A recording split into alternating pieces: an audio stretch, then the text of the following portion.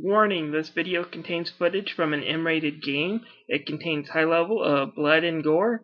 Viewer discretion is advised. Greetings everybody, my name is Tommy the Game Master and welcome to my channel. Well, Halloween is over, but I did pick up a few games for myself on the Steam Halloween sale. One of the games I bought was a game I've been meaning to talk about for a while, Castlevania the Lords of Shadow. I have this for the PS3, however, the Steam sale had the deluxe version which had all the DLC at an actually cheaper price than for me to purchase the DLC on the PS3, and I've been wanting to try the DLC for a while, so I just picked up the Steam version. Anyways, I have also reviewed one of the sequels several years ago when I reviewed the downloadable Mirror of Fate.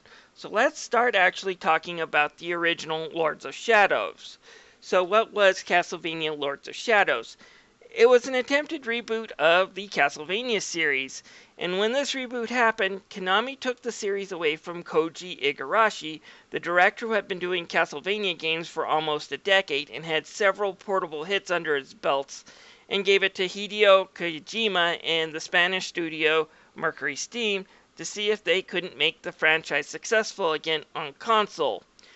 The shame of it, despite the fact that Igarashi's Lament of Innocence and Curse of Darkness are decent games, Konami couldn't get past the fact that the 3D games that were made for the N64 were a bit lackluster to say the least. Now, to be fair here, Igarashi even said the series needed a reboot. After 20 plus years in the market, there was no place to really put in another entry. It was for the most part a complete story. I agree with that, except for one more game they could make. I think gamers would have loved a game where Julius Belmont as the main character would get rid of the evil count once and for all and have it be a prequel to Aria of Sorrow. Anyways, with Mercury Steam and Kojima at the helm, they kind of made a Castlevania game that, in a lot of ways, really wasn't a Castlevania game. Does that make it bad? Not really, but it is different, and there are tons of mistakes, kind of showing that this spin-off franchise was going in the wrong directions from the start. So let's take a look at Castlevania Lords of Shadow. The story follows Gabriel Belmont as he tries to figure out who put up a barrier between the earth and the heavens, causing the spirits of the dead to wander the earth, unable to find peace. His wife is trapped like this, having been mysteriously murdered just a few days before. He finds out from the mysterious Zobak that in order to restore the balance, he must find and defeat the Lords of Shadow and restore the god masks they managed to possess, and with that power he could not only restore order, but bring his wife back to life.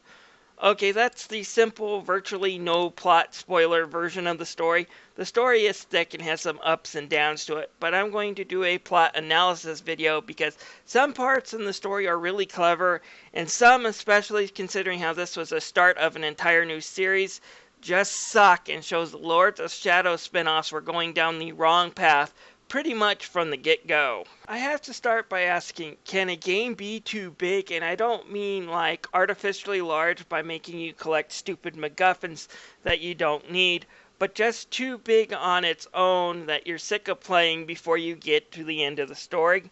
Because that's the problem I have with this game.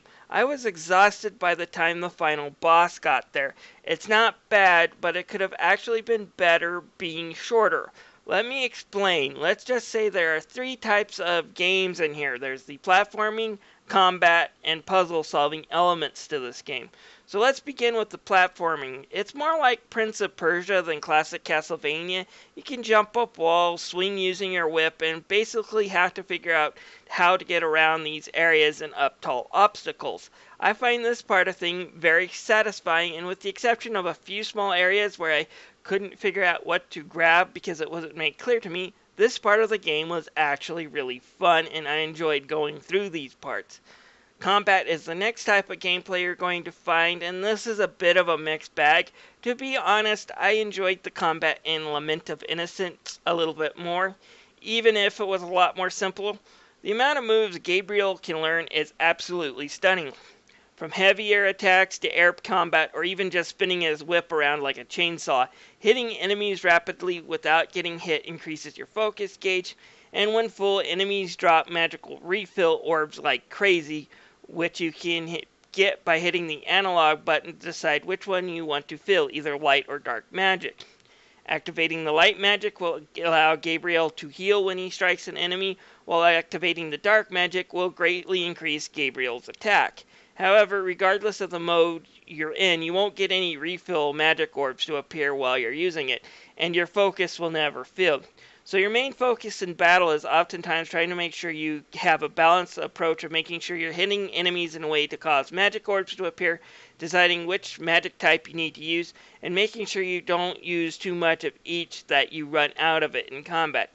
It's actually kind of fun and makes it more satisfying when you get a large amount of combos and the magic orbs just fill the screen waiting for you to fill your magic tank up. Along the path of the story, Gabriel will gain a few new abilities, like the ability to run or double jump through relics he finds.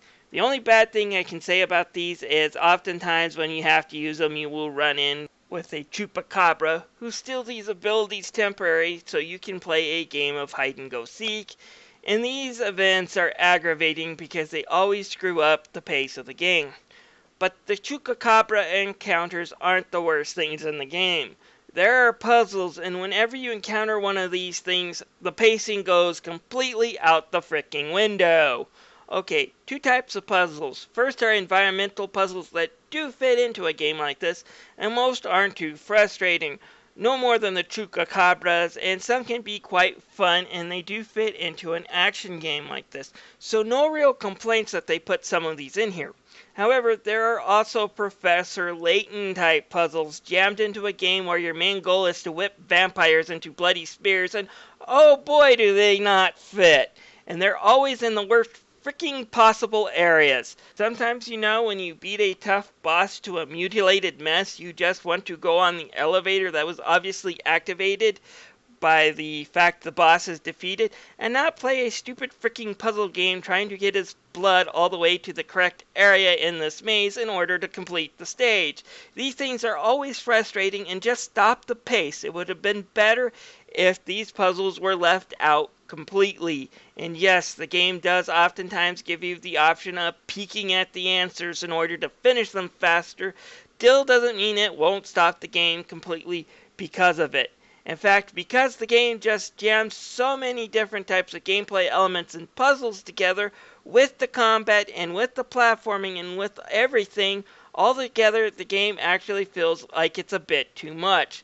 The game is the most exhausted I think I've ever been from playing a game. No, not bored, not frustrated, but exhausted. This one game where I can say when it comes to the gameplay, less would have been certainly a hell of a lot more. As far as the DLC is concerned, I wouldn't pay $20 for it. The first pack is pretty interesting from a gameplay perspective, and it has a few different levels of the castle with some new monsters and platforming areas and puzzles mixed in. It's more of the same gameplay found in the main game, but what I found was good. Even some of the Professor Layton puzzles were kind of fun. Unfortunately, the second pack was a disappointment. Basically, stalk a giant demon around this volcano area, find it when it's weak, beat the crap out of it, and repeat. And that's basically it for the entire level that the DLC throws in.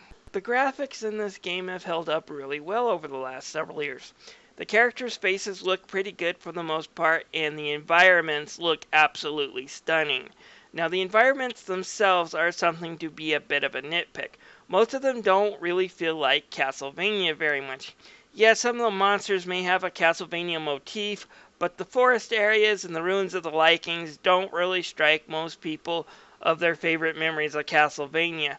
The second area, the Vampire Castle, does feel a bit like old times, although everything is ice covered here.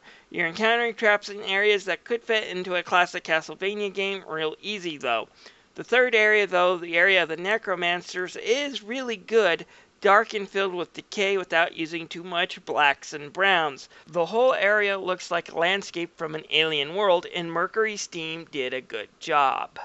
When it comes to the sound, a lot of A-list actors, including Sir Patrick Stewart playing the part of Zobek, who narrates Gabriel's journey and just adds in an extra level of depth with his performance. I really did enjoy Stewart's narrations and Stewart's performance as this character. He added a lot more enjoyment to this game, and I think it was a good choice that they cast him. Unfortunately, when it comes to the music, there isn't a lot of Castlevania music outside of Vampire Killer, which only plays on a music box in one small section of the game as you try to solve a puzzle, and that's all there is.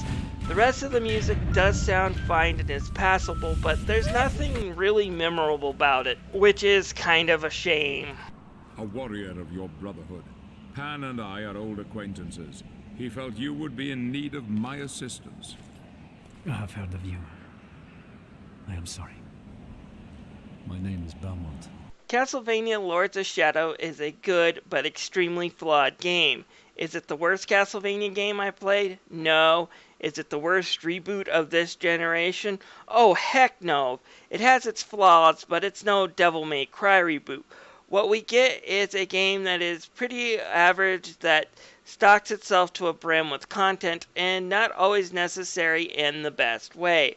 The pacing problems just left me feeling exhausted towards the end, and when the credits rolled, I was ready for it to be over, and that was before the DLC missions even kicked in. And let's face it, a lot of the areas and gameplay don't really feel like Castlevania either. Again, not a bad game, worth checking out if you don't mind your giving money to Konami. I'll be back in a few weeks though to take a look at Castlevania Lords of Shadow 2, but first there's an Assassin's Creed game I bought last week and I put it on the back burner just to finish this game, so I'll be taking a look at that one first. Hopefully I'll be back in a few weeks with a review of both games. Anyways, guys, I'll see you guys later. If you have any comments, feel free to leave them down below. In the meantime, folks, I have some annotations here.